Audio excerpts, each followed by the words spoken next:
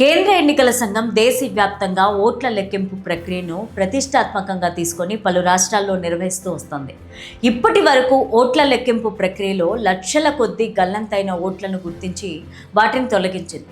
అందులో భాగంగా ఏపీలో నిర్వహించిన ఓట్ల లెక్కింపు ప్రక్రియలో 45 లక్షల ఓట్లు గల్లంతయ్యాయి. ఎస్ఐఆర్ ప్రక్రియ తర్వాత వివిధ రాష్ట్రాల్లో జరిగిన ఎన్నికల్లో ఊహించని రీతిలో ఫలితాలు వచ్చాయి. ఆ విధంగానే ఇప్పుడు ఏపీలో కూడా కూటమి సర్కారు 2029 ఎన్నికల్లో గట్టి దెబ్బ తగులుతుందని వార్తలు వినిపిస్తున్నాయి.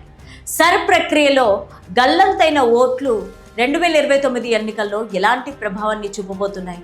ఒకేసారి అన్ని ఓట్ల గల్లంతు కావడానికి గల కారణాలేంటి చూద్దాం.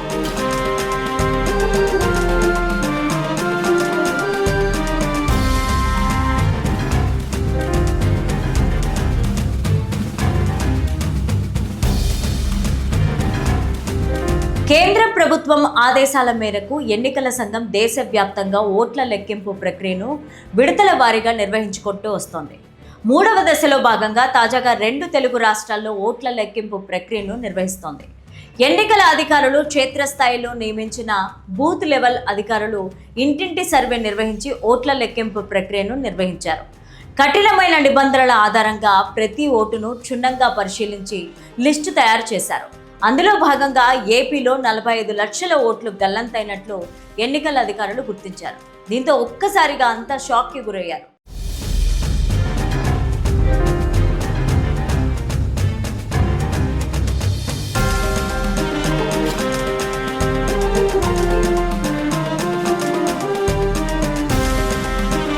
ఉమ్మడి ఆంధ్రప్రదేశ్ నుంచి ఇప్పటి వరకు ఉపాధి విద్య వంటి కారణాలతో ఏపీ నుంచి చాలా మంది వేరే ప్రాంతాలకు వేరే రాష్ట్రాలకు వలస వెళ్లారు. దీంతో అక్కడ నివాసాలు ఏర్పాటు చేసుకొని ఆధార్ కార్డ్, ఓటర్ ఐడీలు అక్కడికి మార్చుకున్న వారు ఎందరో ఉన్నారు. అంతేకాకుండా వారు అక్కడ ఇక్కడ ఓటరు నమోదు చేసుకోవడంతో 2 చోట్ల ఓటు వేస్తూ ఇన్నాళ్ళు వచ్చారు. ఒకే వ్యక్తికి సొంత గ్రామంలో మరియు హైదరాబాద్, బెంగళూరు, చెన్నై వంటి నగరాల్లో ఉన్నటువంటి 2 ఓటులు కూడా గుర్తించి వాటిని తొలగించారు. వారితో పాటు కొందరు మరణించినప్పటికీ మున్సిపాలిటీ లేదా పంచాయతీ రికార్డుల్లో ఇంకా ఓటర్ల జాబితాలో అలాగే పేర్లు నమోదవుతూ వస్తున్నాయి. తాజాగా వాటన్నింటినీ సర్వే ద్వారా గుర్తించి ఆ ఓటర్లను తొలగించారు. అయితే గతంలో తప్పుడు సమాచారంతో ఓటర్ ఐడీని పొందిన వారిని కూడా గుర్తించి వారిని కూడా ఈ సర్వే తర్వాత ఓటర్ల జాబితా నుంచి తొలగించారు. ఇటీవలే జరిగిన పశ్చిమ బెంగాల్, తమిళనాడు, కేరళ రాష్ట్రాల అసెంబ్లీ ఎన్నికల్లో ఓట్ల లెక్కింపు ప్రక్రియ చాలా ప్రభావాన్ని చూపించింది. ఎంతలా అంటే ఏకంగా ప్రభుత్వాలు మారిపోయేంతలా ప్రభావం చూపించింది.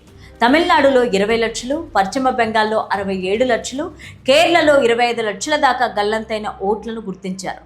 దీంతో ఆయా రాష్ట్రాల్లో పోలింగ్ శాతంలో మార్పులు ఏర్పడి ప్రభుత్వాలే మారిపోయాయి. నిజమైన ఓటర్లు మాత్రమే మిగలడం వల్ల అభ్యర్థుల గెలుపోటముల విషయంలో ఈ ఓటింగ్ శాతం కింగ్ మేకర్ అయింది. రాజకీయాల్లో తలపండిన నేతలు కూడా సర్ ప్రక్రియ తర్వాత వారి భవిష్యత్తు పూర్తిగా తల్లకిందులైంది. తాము ఓడిపోయేందుకు ఓట్ల లెక్కింపు ప్రక్రియ కూడా ఓ కారణమని వాళ్ళు ఓడిపోతే గానీ వారికి తెలిసి రాలేదు.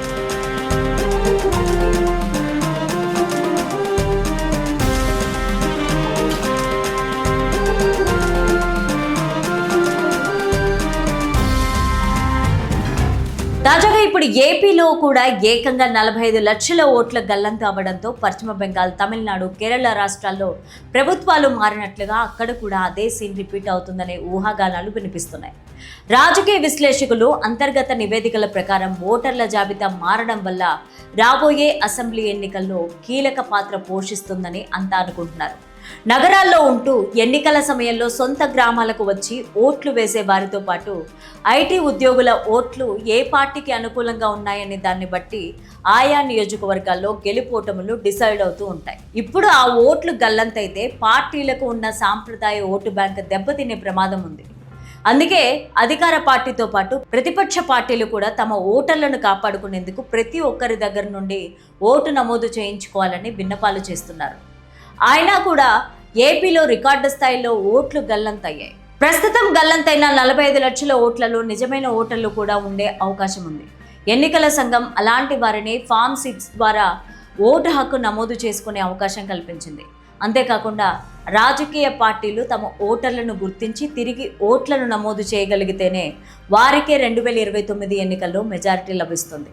అందుకే కూటమి పార్టీతో పాటు వైసీపీ కూడా తమ కార్యకర్తలు, ప్రజలు ఎవరైనా ఓటు నమోదు చేసుకోకపోతే గుర్తించి వారికి ఓటు నమోదు చేసుకునేలాగా చూస్తున్నారు. ఏదేమైనా ఓట్ల లెక్కింపు ప్రక్రియ కూటమి సర్కార్కు ఒక గట్టి దెబ్బ అనే చెప్పుకోవాలి. ఎందుకంటే 2024 ఎన్నికల్లో హైదరాబాద్, బెంగళూరు, చెన్నై నుంచి ఓటు వేసిన వారే ఎక్కువ మంది ఉన్నారు. అందుకే ఊహించని రీతిలో కూటమి పార్టీలు విజయం సాధించి అధికారంలోకి వచ్చాయి.